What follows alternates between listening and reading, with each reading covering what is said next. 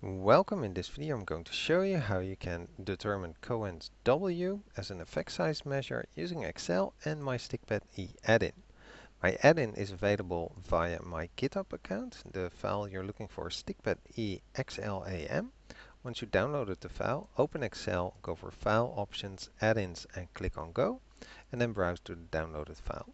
That should give you a lot of additional functions, and one of them being ES Cohen W, short for effect size Cohen W.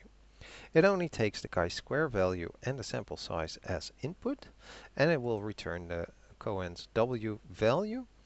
And to simply do this, we do need therefore those two values, which could, for example, be obtained from a Pearson chi-square test of goodness of fit.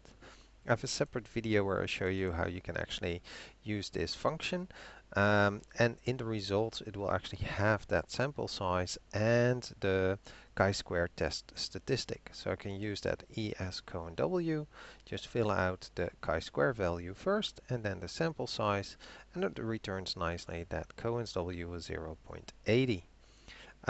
If you want some rules of thumb for this, I also have a function called th, short for thumb rules, Cohen W.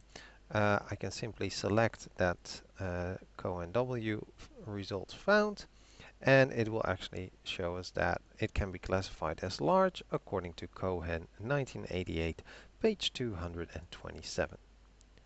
Alright, I hope this video was helpful, and thank you for watching.